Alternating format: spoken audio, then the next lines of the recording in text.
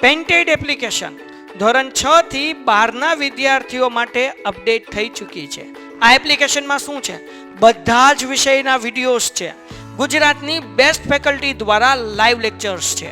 IMP પ્રશ્ન છે, test series છે અને ગુજરાતના તમામ વિદ્યાર્થીઓ સાથે તમે તમારી કમ્પેરિઝન કરી શકો છો. ગેમિફિકેશન છે અને બીજું ઘણું બધું. તો તમે એપ્લિકેશન ડાઉનલોડ ન કરી હોય તો ડિસ્ક્રિપ્શનમાં લિંક આપી છે. હમણાં જ પ્લે સ્ટોર ઉપર જાઓ અને એપ્લિકેશન ડાઉનલોડ કરો. ઘરે બેઠીને સરસ મજાનું ગુજરાતની જોરદાર ફેકલ્ટી સાથે ભણો, સારા માર્ક્સે પાસ થાઓ. ચલો ઓનલાઈનમાં દરેક વિદ્યાર્થીનો અવાજ આવી રહ્યો છે તો ઓકેનો મેસેજ આપી દેજો. ચલો આપણે લાસ્ટમાં કે ભાગીદારી પેઢી જોતા હતા. લાસ્ટમાં આપણે ભાગીદારી પેઢી જોતા હતા. ભાગીદારોમાં ઓછામાં ઓછા કેટલા ભાગીદાર હોય ભાઈ? 2. વધુમાં વધુ 50. 2 થી 50. જૂના પ્રમાણે 100 અને નવા પ્રમાણે 50. બરાબર છે. પછી આપણે ભાગીદારોના લક્ષણો જોયા હતા. હવે આપણે ભાગીદારોના ફાયદા જોવાના છે. ફાયદા એટલે અહીંયા આપણે થશે લાભ. વ્યક્તિગત માલિકીના જે પણ ગેરફાયદાઓ છે એ ભાગીદારી પેઢીના ફાયદાઓ છે. બરાબર. વ્યક્તિગત માલિકીનો ગેરફાયદો શું છે ભાઈ? કે ભાઈ બધું કામ એક જ વ્યક્તિ ઉપર આવી જાય છે. તો ભાગીદારોમાં બધું કામ લોકો વચ્ચે વેચાઈ જાય તો એ ફાયદો છે. બરાબર. વ્યક્તિગત માલિકીમાં બધું કામ કોઈ એક વ્યક્તિ કરી શકતો નથી. એનાથી ફાયદો શું થશે? ભાગીદારી પેઢીમાં દરેક કામ બધા લોકો કરી શકશે. વ્યક્તિગત માલિકીમાં તમને એકને જ લોન મળે, જ્યારે ભાગીદારી પેઢીમાં દરેક વ્યક્તિને લોન મળે. આ બધા આપણે શું બતાવે છે? ભાગીદારી પેઢીના ફાયદાઓ. પેલો આપણો ફાયદો છે સરળ અને ઓછી ખર્ચાળ સ્થાપના વિધિ. સરળ અને ઓછી ખર્ચાળ સ્થાપના વિધિ. બરાબર. એનો એ મીનિંગ શું થશે? અહીંયા ભાગીદારી પેઢી છે ને એ કંપનીની તુલનામાં સરળ છે એની સ્થાપના વિધિ. સૌથી સરળ તો એ કોની છે? વ્યક્તિગત માલિકીની. જ્યારે એનાથી થોડીક અઘરી ભાગીદારીની હતી, સૌથી અઘરી કંપનીની છે. એટલે અહીંયા કંપનીની તુલનામાં ભાગીદારી પેઢીની સ્થાપના વિધિ કેવી છે? સરળ. જ્યારે કંપનીની સ્થાપના વિધિ થોડીક અઘરી છે. તો ભાગીદારી પેઢીની સ્થાપના વિધિ સરળ અને ઓછી ખર્ચાળ છે. સરળ અને ઓછી ખર્ચાળ એનો મીનિંગ શું થયો? કે ભાઈ અહીંયા સ્થાપના વિધિ અઘરી અને ખર્ચાળ, અઘરી અને વધુ ખર્ચાળ. આ કોની હશે? તો કે કંપનીની. કંપનીની સ્થાપના વિધિ અઘરી અને વધુ ખર્ચાળ હશે. સ્થાપના વિધિ માટે કોઈ ખાસ કાયદામાંથી વિધિમાંથી પસાર થવું પડતું નથી. કંપનીની સ્થાપના વિધિમાં તમારે કાયદાની વિધિમાંથી પસાર થવું પડે. કાયદા પ્રમાણે બધી પ્રક્રિયાઓ અહીંયા કરવી પડે. અને કાયદા અનુસાર ભાગીદારી પેઢીની નોંધણી કરાવી કેવી છે ભાઈ? નોંધણી અહીંયા આપણી ફરજિયાત નથી, પરંતુ કેવી છે? હિતાવહક છે. આ મુદ્દો આપણે કાલે જોઈ ગયા છે. તો આપણો પહેલો ફાયદો છે કે જેની સ્થાપના વિધિ કેવી રહેશે? સરળ. કોની તુલનામાં? વ્યક્તિગત માલિક કંપનીની તુલનામાં. બીજું છે આપણી પાસે સંચાલન કાર્યક્ષમ થશે. વ્યક્તિગત માલિકીમાં બધું સંચાલન કોણ કરે છે? કોઈ એક જ વ્યક્તિ. એટલે વ્યક્તિ બધી વસ્તુમાં અનુભવી એક્સપર્ટ હોય એવું જરૂરી નથી. કા તમને ઉત્પાદન આવડતું હોય, કા તમને વેચાણ આવડતું હોય, કા તમને હિસાબ કિતાબ, કા માર્કેટિંગ આવડતું હોય.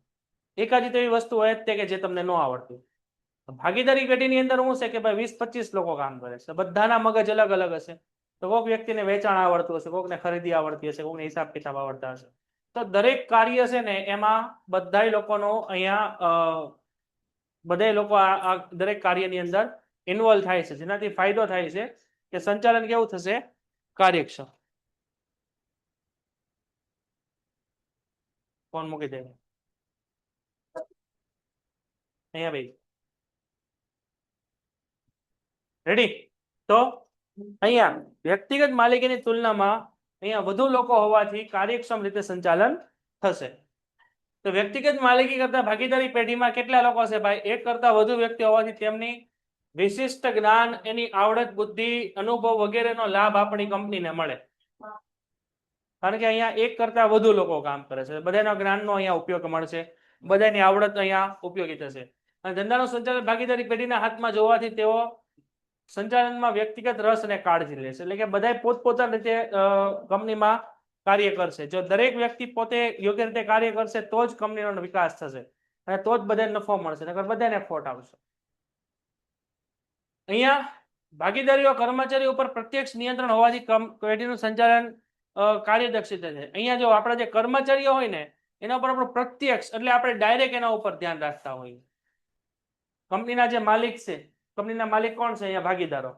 આ બધા ભાગીદારો કંપનીના કર્મચારીઓ. દાખલા તરીકે અમે 5 જણાએ બિઝનેસ સ્ટાર્ટ કર્યો હોત, હવે તમે બધા કર્મચારી એવો કંપનીના, હવે તમે બધા કામ કરો છો કે નહીં એના ઉપર અમારા બધાનું ધ્યાન હોય, તો તમે યોગ્ય રીતે કામ કરશો. હવે આટલા બધા લોકો છે ને હું એક જ માલિક છું, તો હું એકલો ધ્યાન રાખું, તો હું પછી જમવા વિયો જાઉં કે બહાર આંટો મારવા વિયો જાઉં, તમે કામ ન કરો, કારણ કે એક જ વ્યક્તિ ધ્યાન રાખવા વાળો છે. એટલે ભાગીદારી પેઢીમાં તો 20-25 લોકો છે, તો કદાચ એક વ્યક્તિ ગેરહાજર હશે તેની જગ્યાએ કોઈક બીજો કોક ને કોક તો હશે જ તે, તો એ કંપનીના કર્મચારીઓ પર વધુ ધ્યાન રહેશે. સમજાણું? ત્રીજું છે શાખ પાત્રતામાં વધારો. હવે જો વ્યક્તિગત માલિકીમાં અહીંયા એક જ વ્યક્તિ હોય, હવે આ વ્યક્તિ કદાચ લોન લે, આ વ્યક્તિ કદાચ લોન લે દાખલા તરીકે 10 લાખ રૂપિયાની, આ કઈ વસ્તુમાં છે? તો કે વ્યક્તિગતમાં. વ્યક્તિગત માલિકીમાં આ એક વ્યક્તિ કદાચ લોન લે 10 લાખ રૂપિયાની અને આ લોન ભરે નહીં, તો એનો જે સિબિલ સ્કોર હોય એ શું થઈ જાય? ડાઉન થઈ જાય ને. તો આને બીજી વાર લોન મળે? ન મળે. સમજાણો? હવે વ્યક્તિગત ભાગીદારી પેઢીમાં કેવું છે?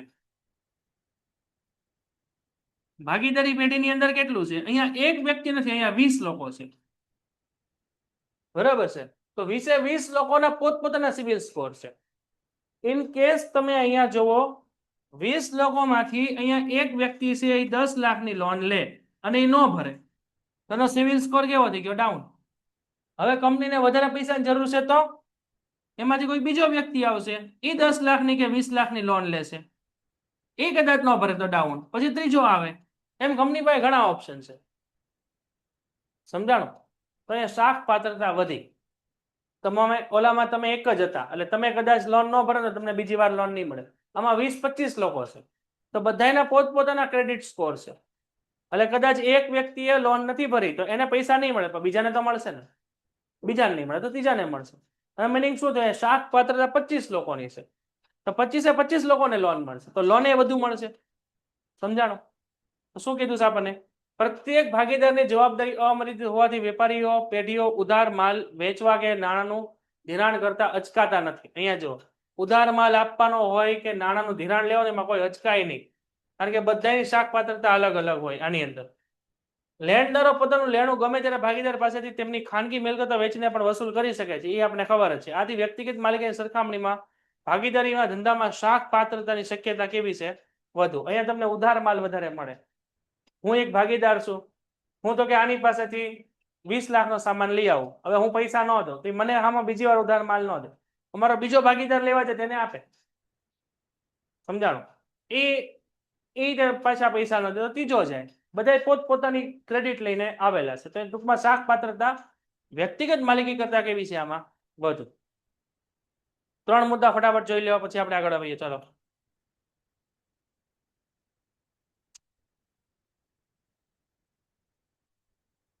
હા, ઓનલાઈનમાં દરેકને સમજાય છે ને?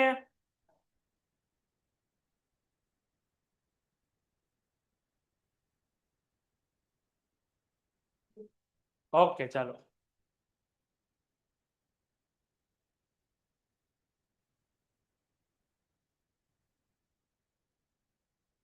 સમજાઈ ગયું? ઓકે. નેક્સ્ટ ના પછી આપણને આપ્યું છે વધુ મૂડી. વ્યક્તિગત માલિકીમાં મૂડી કેટલા લોકો લાવે? એક જ લાવે. તો અહીંયા એક વ્યક્તિ મૂડી લાવે વ્યક્તિગત માલિકીમાં, એક વ્યક્તિ વધી વધીને કેટલા રૂપિયા લાવે? 10 લાખ રૂપિયા લાવે. તો કંપનીની આ એક લિમિટ આવી ગઈ. વ્યક્તિગત માલિકીની કંપનીમાં એક લિમિટ આવી ગઈ.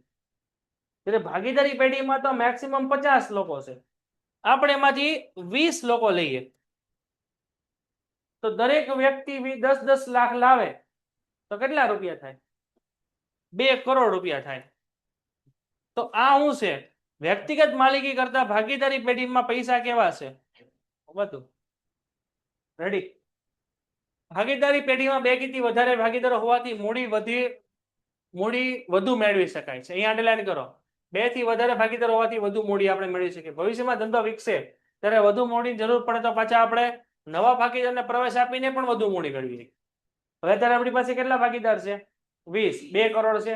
હજી 1 કરોડની જરૂર છે તો શું કરવાનું? પ્લસ હજી 10 ભાગીદાર જોડી દો તો આવી ગયા 3 કરોડ થઈ ગયા.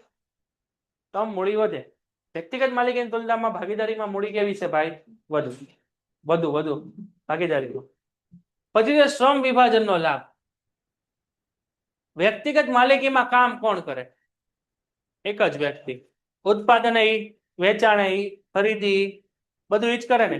એટલે ભાગીદારી પેઢીમાં તમે શું કરી શકો? બધું કામ અલગ અલગ લોકોને વેચી શકો. આ વ્યક્તિ તો કે ખરીદી કરે, આ વેચાણ કરે, આ માર્કેટિંગ કરે, હિસાબ કિતાબ રાખે, ઓલો તો કે કસ્ટમરને જવાબ આપે. તો શ્રમ વિભાજન થઈ ગયું.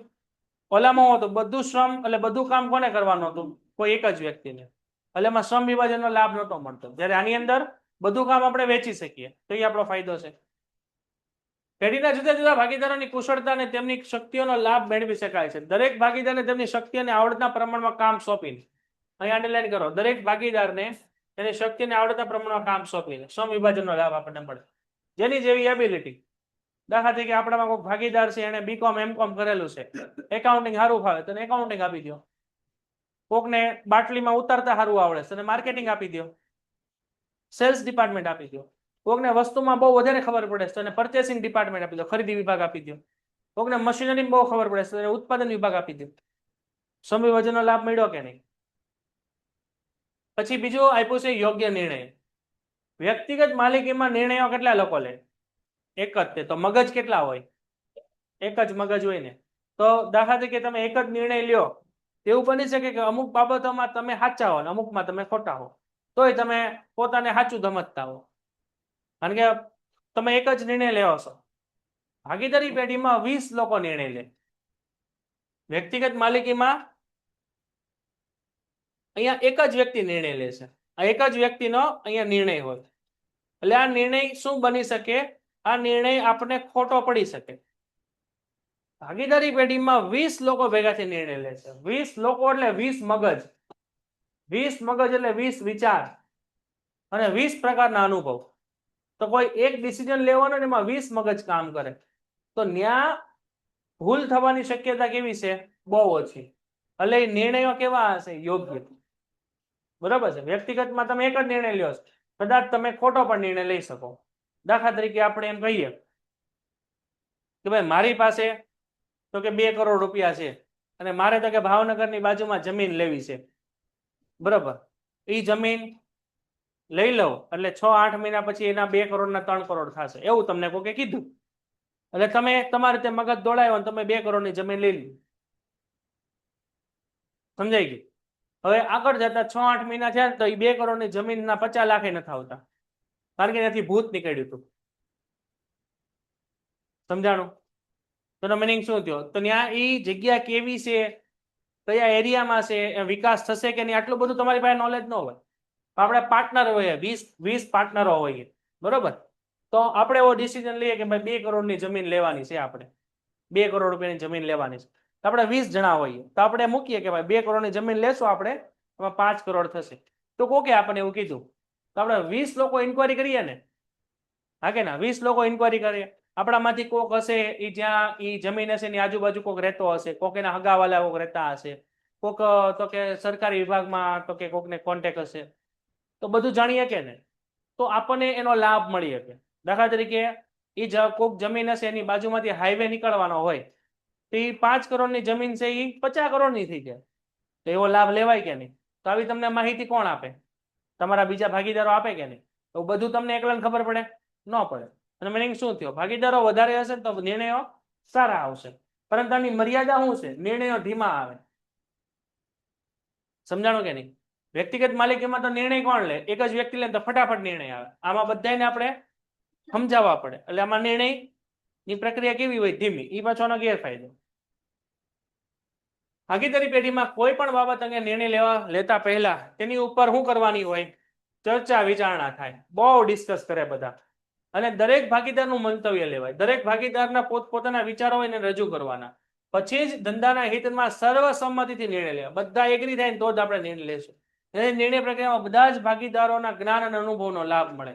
નિર્ણય પ્રક્રિયામાં અહીંયા બધા જ ભાગીદારોના જ્ઞાન અને અનુભવનો લાભ મળે, બરાબર, જેનાથી નિર્ણયો કેવા રહેશે? યોગ્ય. જેનાથી અહીંયા શું થશે? ભૂલ ભરેલા નિર્ણયો લેવાની શક્યતા કેવી રહેશે? અહીંયા ઓછી. આટલી 4 અંડરલાઈન કરી નાખો. આની અંદર વધારે ભાગીદારો હોવાથી બધાના જ્ઞાનનો અહીંયા ઉપયોગ થશે, જેનાથી ભૂલ થવાની શક્યતા ઓછી રહેશે. જ્યારે વ્યક્તિગત માલિકીમાં તમે એક જ છો, એમાં ભૂલ થવાની શક્યતા વધુ રહે. પછી પરિવર્તનશીલતા.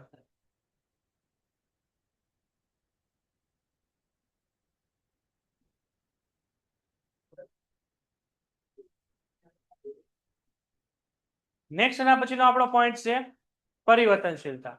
ભાગીદારી પેઢીની અંદર જેમ જેમ સમય બદલાય ને ભાઈ, જેમ જેમ સમય બદલાય એમ ભાગીદારી પેઢીની અંદર આપણે ફેરફાર લાવવો પડે. દાખલા તરીકે આપણે ભાવનગરની અંદર બિઝનેસ કરીએ છીએ, હવે આપણી વસ્તુની ડિમાન્ડ છે એ અમદાવાદમાં વધી છે, તો આપણી કંપની ક્યાં ફેરવવાની? અમદાવાદ. એની માટે પાછા બધા ભાગીદારો એગ્રી થવા જોઈએ ને, બધા ભાગીદારો પાછા સહમત થવા જોઈએ. પછી આપણી કંપનીની અંદર આપણે 5 પ્રોડક્ટ બનાવીએ છીએ, હવે બીજી 2 નવી પ્રોડક્ટ એડ કરવી છે, તો એ પરિવર્તનશીલતા છે. આપણી પ્રોડક્ટનું પેકિંગ બદલવું, પરિવર્તનશીલતા. આપણી કંપનીનું નામ બદલવું છે, તો પરિવર્તનશીલતા. આપણું એડ્રેસ બદલવું, પરિવર્તનશીલતા. તો આવા ઘણા બધા પરિવર્તનો આવતા હોય, જે દરેક ભાગીદારોની સર્વસંમતિથી આપણે લેવાના હોય. તો ભાગીદારી એ ઐચ્છિક કરાર છે. ઐચ્છિક કરાર એટલે શું? ભાગીદારી ઐચ્છિક કરાર છે, સ્વૈચ્છિક કરાર નહીં, ઐચ્છિક કરાર છે. એટલે આ કરાર એવો છે કે જે ફરજિયાત નથી, પરંતુ કેવો છે? હિતાવહ છે, બરાબર છે. શબ્દ અહીંયા ખાલી ફેરવી નાખીશ, અહીંયા હિતાવહ લખી નાખજો તમે. આ કરારમાં જરૂર મુજબ ફેરફાર કરી શકાય છે. એટલે કે આ કરાર એવો છે કે એવું નથી કે ભાઈ એકવાર બની ગયો એટલે બીજી વાર એમાં ફેરફાર ન થાય. સમય સંજોગો પ્રમાણે આપણે ફેરફાર થાય. ઉદાહરણ તરીકે કોઈ ભાગીદાર મૃત્યુ પામે તો શું થાય? ભાગીદારનો કરાર હોય રદ થાય, અને નવો ભાગીદાર આવે તો નવો કરાર બને, બરાબર. એ આપણે કાલે નેક્સ્ટ લેક્ચરમાં જોયું. તો બદલાતા સંજોગો મુજબ ભાગીદારી પેઢીમાં સંચાલનમાં અને તેના માળખામાં પણ જરૂરી ફેરફારો સહેલાઈથી લાવી શકાય છે. જો બદલાતા સંજોગોમાં, બદલાતા જતો સંજોગ એટલે આ સંજોગમાં કદાચ કોઈ ભાગીદારનું મૃત્યુ થાય, કોઈ ભાગીદાર અહીંયા છૂટો થાય, કે કોઈ ભાગીદાર કોઈ નવો ભાગીદાર આવે, તો આ બધા સંજોગો છે કે જેની અંદર આપણે ભાગીદારી પેઢીમાં શું કરવાનું ભાઈ? ફેરફાર. રેડી. પછી એ પૂછે કે લઘુમતીઓના હિતોનું રક્ષણ. હવે લઘુમતી કોને કહેવાય ને બહુમતી કોને કહેવાય? બોલો.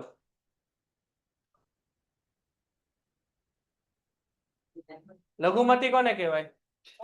બહુમતી.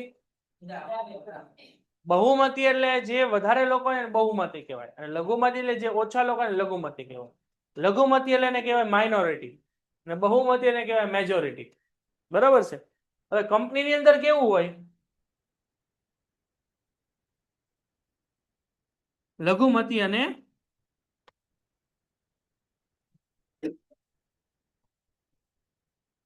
બહુમતી અને લઘુમતી. બહુમતી એટલે આપણી થશે મેજોરિટી, અને લઘુમતી એટલે આપણી થશે માઇનોરિટી. તો બહુમતી એટલે એવી વસ્તુ કે જેમાં જેની સંખ્યા વધુ હોય, જેની સંખ્યા વધુ હોય એને બહુમતી કહેવાય. અને લઘુમતી એટલે કે જેની સંખ્યા ઓછી હોય એને લઘુમતી કહેવાય. એનો મિનિંગ અહીંયા શું થાય કે ભાઈ કંપનીની અંદર એવા પણ ભાગીદારો હોય કે જેણે ઓછા પૈસા લાવેલા હોય. દાખલા તરીકે આપણી પાસે 20 ભાગીદારો છે. 20 ભાગીદારો છે. 20 ભાગીદારોમાંથી એવું બની શકે કે ભાઈ 15 જેટલા ભાગીદારો છે ને એ મોટા ભાગીદારો છે, જેને ધંધાની અંદર તો કે 5-5 કરોડ રૂપિયા રોકેલા છે. અને બાકીના જે 5 ભાગીદારો છે ને એ નાના ભાગીદારો છે કે જેણે ધંધાની અંદર માત્ર 10 પેન્ટેડ એપ્લિકેશન ધોરણ 6 થી 12ના વિદ્યાર્થીઓ માટે અપડેટ થઈ ચૂકી છે. આ એપ્લિકેશનમાં શું છે? બધા જ વિષયના વિડીયોઝ છે. ગુજરાતની બેસ્ટ ફેકલ્ટી દ્વારા લાઈવ લેક્ચર્સ છે. આઈએમપી પ્રશ્ન છે, ટેસ્ટ સિરીઝ છે અને ગુજરાતના તમામ વિદ્યાર્થીઓ સાથે તમે તમારી કમ્પેરિઝન કરી શકો છો. ગેમિફિકેશન છે અને બીજું ઘણું બધું. તો તમે એપ્લિકેશન ડાઉનલોડ ન કરી હોય તો ડિસ્ક્રિપ્શનમાં લિંક આપી છે. હમણાં જ પ્લે સ્ટોર ઉપર જાઓ અને એપ્લિકેશન ડાઉનલોડ કરો. ઘરે બેઠીને સરસ મજાનું ગુજરાતની જોરદાર ફેકલ્ટી સાથે ભણો, સારા માર્ક્સે પાસ થાઓ. 10 થી 15 લાખ રૂપિયા રોકેલા છે. તો પૈસા વધારે કોણે રોકેલા છે આમાંથી? 15 લોકોએ બધાએ 5-5 કરોડ રોકેલા છે. તો એ લોકોનું કંપનીમાં વધુ હાલશે કારણ કે એ લોકોના પૈસા વધુ છે. જ્યારે બાકીના 5 લોકોએ 10-10 લાખ રૂપિયા લાવેલા છે તો એ લોકોનો કંપનીમાં પૈસા ઓછા છે એટલે એ લોકોનો કંપનીમાં કેવું હાલશે? ઓછું હાલશે. આટલું સમજાય? ના, એક સરખું ન ચાલે. એટલે એ આપણે સમજાવી. કોક ભાગીદાર કંપનીમાં વધુ પૈસા લાવે, કોક ઓછા લાવે. તો અહીંયા આ 5 લોકોએ ઓછા પૈસા છે, 15 લોકોના વધુ પૈસા છે. તો કંપનીમાં કોઈ પણ નિર્ણય લેવાનો હોય તો આમાં વધારે કોનું હાલે? જેના વધારે હોય એનું હાલે ને. છતાં પણ ભાગીદારો લઘુમતીને પણ વધારે પડતું મહત્વ આપવાનું. અહીંયા બધા ભાગીદારો સહમત થવા જોઈએ. સમજાય છે ભાઈ? ઓકે. તો એને કીધું છે કે લઘુમતીના હિતો. લઘુમતી એટલે કે જેને ઓછા પૈસા રોકેલા છે અથવા જેની સંખ્યા ઓછી છે એને લઘુમતી કહેવામાં આવે. સામાન્ય રીતે ભાગીદારીમાં કોઈ પણ કાર્ય બધા ભાગીદારોની સહમતીથી થાય છે. અહીંયા અંડરલાઈન કરો, બધા ભાગીદારો સહમતીથી થતું હોય. પેઢીના નિર્ણયોમાં કોઈ એક ભાગીદારની અસંમતિ હોય તો તે કાર્ય થતું નથી. કોઈ પણ ભાગીદાર પેઢીના વિસર્જન માંગણી કરી શકે, આમ લઘુમતીનું રક્ષણ થાય. એટલે અહીંયા બધા ભાગીદારોના મત કેવા છે? અહીંયા બધા જે ભાગીદારો છે, બધા ભાગીદારોના મત કેવા છે ભાઈ? તો કે સમાન. તમે કદાચ 15 કરોડ રૂપિયા પણ રોકેલા છે ને અને કોઈ 10 લાખ પણ રોકેલા છે, બધાને એક સરખું મહત્વ છે. એવું નહીં કે ભાઈ તમે વધુ પૈસા રોકેલા છો તમારું વધારે હાલે, ઓછું રોકેલા છો ઓછાનું ઓછું હાલે. તો એ લોકોનો કોઈ વિકાસ જ ન થાય. બરાબર? કંપનીમાં કોઈ પણ નિર્ણય લેવાનો હોય એ આ 5 કરોડ વાળા કે એમ જ થવાનું તો આ લોકો કે એનું કઈ હાલશે નહીં. તો આ લોકો શું કરશે? કંપની મૂકીને વ્યા જાય. આટલું સમજાય છે ભાઈ? તો અહીંયા દરેક ભાગીદારોના મત કેવા પડશે ભાઈ? સમાન. એટલે જેનાથી એ લોકોનું રક્ષણ થઈ શકે. પછી એ પૂછે કે ગ્રાહક સાથે સીધો સંબંધ. વ્યક્તિગત માલિકીમાં તમને ખબર હોય તો એક જ વ્યક્તિ કામ કરે છે ને એક જ વ્યક્તિ ઉત્પાદન કરે છે, તે ગ્રાહક સાથે કરે છે. એટલે ગ્રાહક સાથે સીધો સંબંધ રાખે છે. ખબર હોય તો. ભાગીદારી પેઢીમાં કેવું છે કે બધા ભાગીદારોનો ગ્રાહક સાથે સીધો સંબંધ ન હોય. કારણ કે બધા ભાગીદારો કંપનીમાં બેઠતા ન હોય. એવું બની શકે પરંતુ મોટા ભાગે ન બને. તો ગ્રાહક સાથે સીધો સંબંધ કોનો હશે? અમુક જ ભાગીદારોનો. બરાબર? તો વ્યક્તિગત માલિકીની જે ભાગીદારોમાં ગ્રાહક અને કર્મચારી સાથે સીધા સંપર્કમાં આવી શકાતું હોવાથી તેની જરૂરિયાત પ્રમાણે ફેરફાર કરી શકાય. અહીંયા અંડરલાઈન કરો, જરૂરિયાત પ્રમાણે ફેરફાર. જો બધા ભાગીદારો એક હારે કંપનીમાં કામ કરતા હશે તો બધા સંપર્કમાં આવશે અને બધા વતી 2-5 લોકો હશે તો એક તે સંપર્કમાં આવશે. પછી આર્થિક સત્તાનું વિકેન્દ્રીકરણ. જો આ મુદ્દો તમારે 12મા ધોરણમાં આવશે. વિકેન્દ્રીકરણ. બે મુદ્દા આવે. એક આપણી પાસે આવે કેન્દ્રીકરણ અને બીજો મુદ્દો છે આપણી પાસે વિકેન્દ્રીકરણ. કેન્દ્રીકરણને આપણે અંગ્રેજીમાં કહેશું સેન્ટ્રલાઇઝેશન અને વિકેન્દ્રીકરણને આપણે અંગ્રેજીમાં કહેશું ડિસેન્ટ્રલાઇઝેશન. એટલે આ બંને વચ્ચે શું હોય? કેન્દ્રીકરણ અને વિકેન્દ્રીકરણ વચ્ચે આ 12મા ધોરણમાં આવશે. કેન્દ્રીકરણ એટલે કે જ્યાં સત્તા કોઈ એક જ સપાટી કે વ્યક્તિ પાસે કેન્દ્રિત હોય. એટલે આની અંદર એવું હોય કે જેમાં સત્તા કોઈ એક જ વ્યક્તિ પાસે હોય, ઈ કે એમ જ બધું થાય, બાકી કોઈનો અહીંયા ડિસિઝન રહે નહીં. તેને કેન્દ્રીકરણ કહેવાય. દાખલા તરીકે તમારા ઘરે તમારા દાદા કે એમ જ થતું હોય, બાકી કોઈનું ઘરમાં કાંઈ ન હાલે, દાદા કે બેસી જાઓ એટલે બધા બેસી જ જાય, તેને શું કહેવાય? કેન્દ્રીકરણ, સેન્ટ્રલાઇઝેશન. જેમાં સત્તા અને પાવર્સ કોની પાસે હશે? એક જ વ્યક્તિ પાસે. વિકેન્દ્રીકરણ એટલે શું? ડિસેન્ટ્રલાઇઝેશન, કે જ્યાં સત્તા દરેક સપાટીએ તથા કંપનીના દરેક અધિકારીઓ પાસે તેમની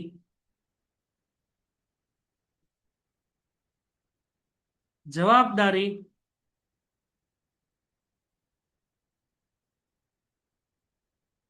પ્રમાણે વધુ ઓછા દરે હશે.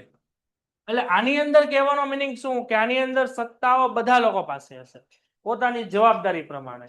બરાબર છે? અહીંયા કંપનીના બોર્ડ ઓફ ડાયરેક્ટર હોય, બરાબર, એ પોતાની સત્તા જનરલ મેનેજરને આપે, જનરલ મેનેજર પોતાની સત્તાઓ વિભાગને આપે, વિભાગ પોતાની સત્તાઓ અલગ અલગ અધિકારીઓને આપે, એ પછી મેનેજરને આપે સત્તા, એ પછી સુપરવાઇઝર સત્તા આપે. એમ સત્તા ઉપરથી નીચે બધી જગ્યાએ વહેંચાયેલી હશે. તેને આપણે શું કહેશું? વિકેન્દ્રીકરણ. તો ભાગીદારી પેઢીમાં શું છે? વધારે પડતા લોકો છે, તેમાં બધા પાસે સત્તા હશે ને, સમજાણું? તો ભાગીદારી પેઢીમાં તમને વિકેન્દ્રીકરણ જોવા મળે. ત્યારે વ્યક્તિગત માલિકીમાં સત્તા બધી કોની પાસે છે? એક જ વ્યક્તિ પાસે, તેમાં કેન્દ્રીકરણ જોવા મળે. આ મુદ્દો 12મા ધોરણમાં આવશે. કર્મચારી વ્યવસ્થા, chapter number 3 BA, sorry, chapter number 5 કર્મચારી વ્યવસ્થા, ચેપ્ટર નંબર 3 આયોજન છે. રેડી છે? આ 12મા ધોરણમાં આવશે, કેન્દ્રીકરણ ને વિકેન્દ્રીકરણ. આ લખવું હોય તો લખી લ્યો ભાઈ, તમારી નોટ માટે.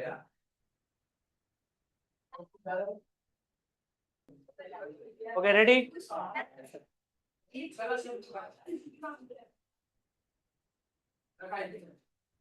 લખાઈ ગયું? ઓકે, પછી એમાં આપ્યું છે આપણને ભાગીદારી પેઢીમાં બે અથવા વધારે ભાગીદારો હોવાથી સત્તા, આર્થિક સત્તા બધા જ ભાગીદારો વચ્ચે વહેંચાઈ જાય. એટલે અહીંયા પૈસાનો નિર્ણય દરેક ભાગીદારો પોતપોતાની રીતે લઈ શકે. પછી આપ્યું છે આપણને આવકવેરાનો ઓછો બોજ. આવકવેરાનો ઓછો બોજ જોઈએ આપણે એક્ઝામ્પલ થી સમજીએ.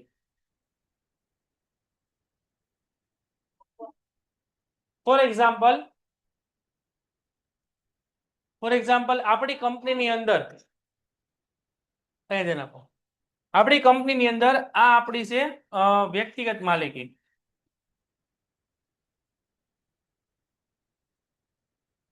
આ આપણી છે વ્યક્તિગત માલિકી. વ્યક્તિગત માલિકીની અંદર શું હોય? દાખલા તરીકે એની અંદર 10 લાખ રૂપિયાનો નફો થયો, બરાબર છે? 10 લાખ રૂપિયાનો નફો થયો અહીંયા, તો એના ઉપર ફોર એક્ઝામ્પલ 10% આપણે ટેક્સ આપવાનો થાય, તો કેટલા રૂપિયા થાય? 1 લાખ રૂપિયા થાય ને? તો 1 લાખ રૂપિયાનો ટેક્સ તમારે પોતાને એકલાએ ચૂકવવાનો આવે. વ્યક્તિગત માલિકીમાં ટેક્સ તમારે એકલા ઉપર આવે. જ્યારે આ જ વસ્તુ તમે ભાગીદારી પેઢીમાં જુઓ. ભાગીદારી પેઢી છે, ભાગીદારી પેઢીમાં 10 લાખનો નફો થયો, બરાબર છે? હવે 10 લાખના નફા ઉપર આપણે 10% ટેક્સ ચૂકવવાનો છે, એટલે કેટલા રૂપિયા થયો? 1 લાખ રૂપિયા ટેક્સ થયો, બરાબર? હવે આપણે કેટલા ભાગીદાર છીએ? આપણે 20 ભાગીદાર છીએ. કેટલા? આપણે આની અંદર ભાગીદારી પેઢીમાં આપણે 20 જણા છીએ.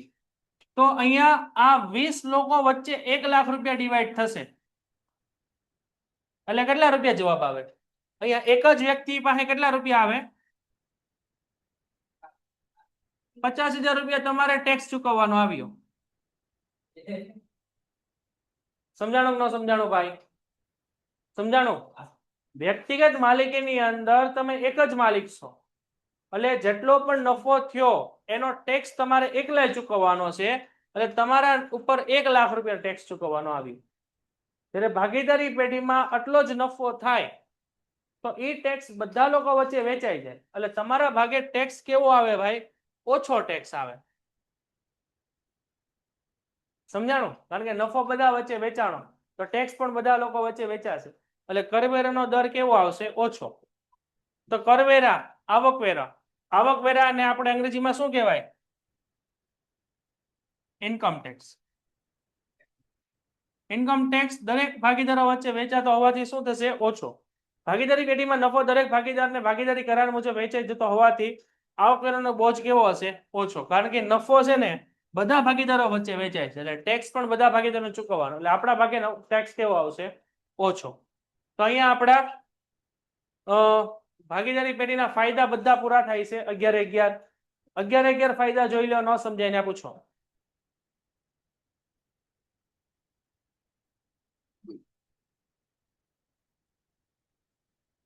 નેક્સ્ટ ના પછી આપણે આપ્યું છે ભાગીદારી પેઢીના ગેરફાયદા. ભાગીદારી પેઢીના આપણે આપ્યા છે ગેરફાયદાઓ, એટલે આ મર્યાદાઓ લખ્યું છે ને આપણે લખશું ગેરફાયદાઓ. જો આ બધા ગેરફાયદા છે એ કોના ફાયદા છે? કંપનીના. હવે આ જે ગેરફાયદા જોશો એની હારે આપણે કંપનીના ફાયદા જોવાના. જો આમાં ગેરફાયદા શું છે? મર્યાદિત મૂડી. કોની તુલનામાં મર્યાદિત મૂડી છે? કંપનીની તુલનામાં. જો વ્યક્તિગત માલિકી હોય, વ્યક્તિગત માલિકી, આ એક વ્યક્તિ હોય તે કેટલા રૂપિયા કાઢી શકે? 10 લાખ. અહીંયા 20 લોકો હોય તો કેટલા રૂપિયા કાઢી શકે? 2 કરોડ.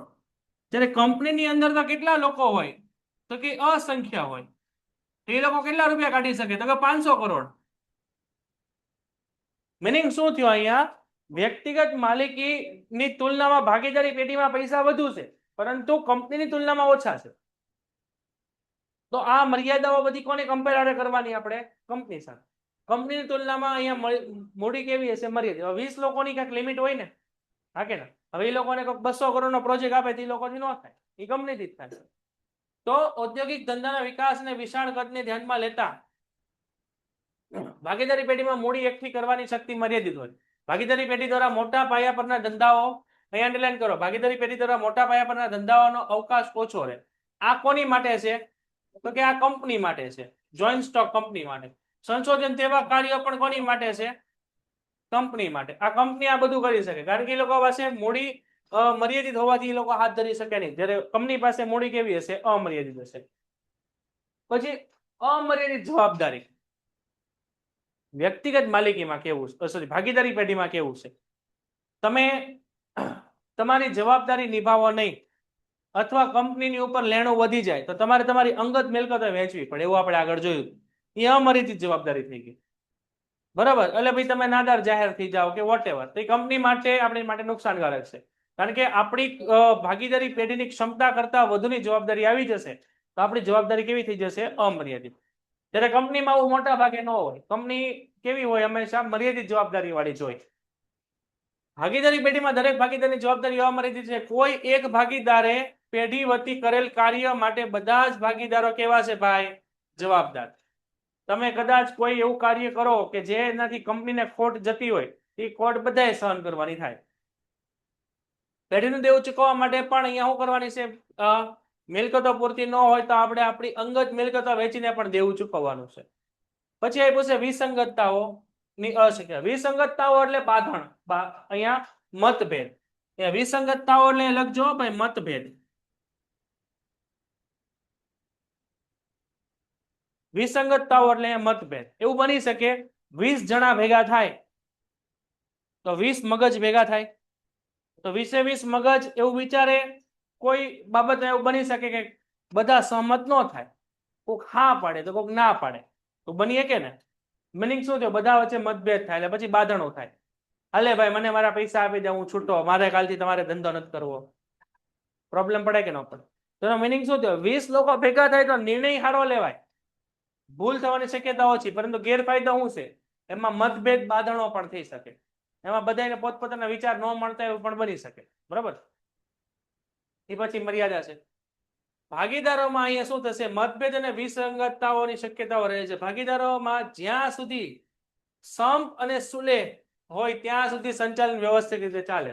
તો સંપ બધાનો તૂટી જાય, બધા હળી મળીને કામ કરે તો બધું હાલે, પરંતુ ભાગીદારોમાં જ્યારે વિખવાદ કે કુસંપ થાય ત્યારે વિસંગતતાઓ આવી જાય.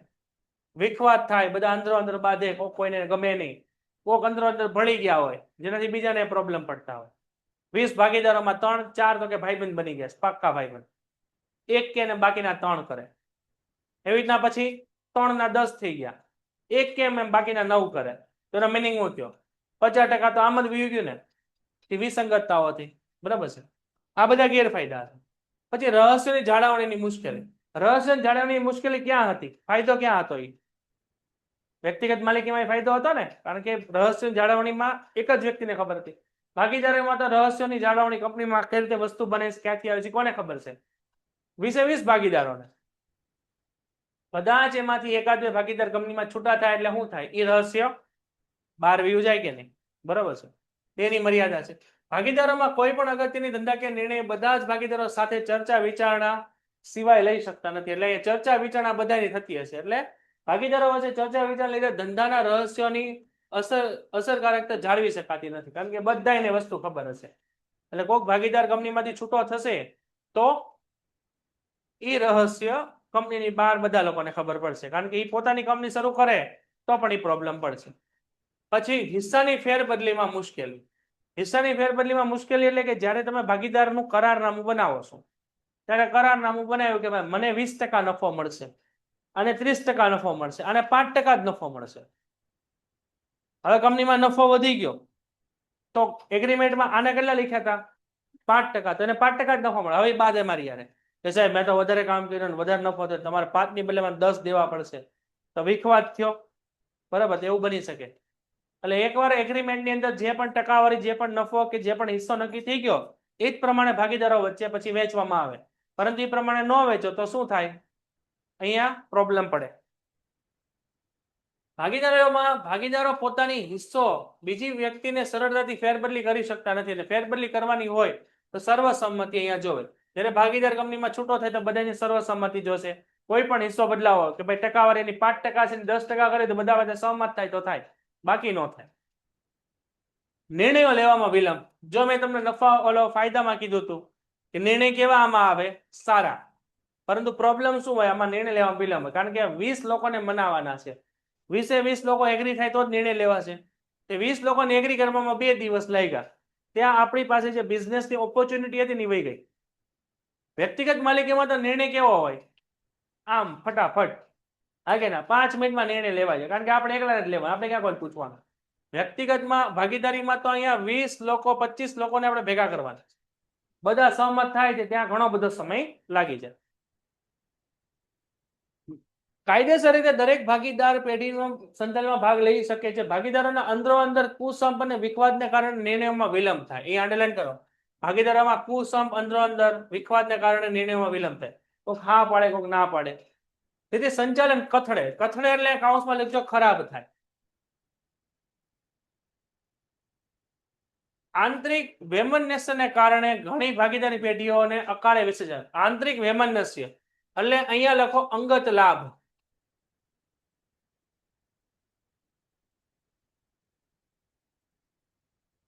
આંતરિક વૈમનસ્ય એટલે અહીંયા થશે આપણું અંગત લાભ. ઘણી ભાગીદારી પેઢીમાં અમુક ભાગીદારને પોતાને પર્સનલ લાભ થતો હોય એટલે કંપનીમાં એ નિર્ણય ન લેવા દે.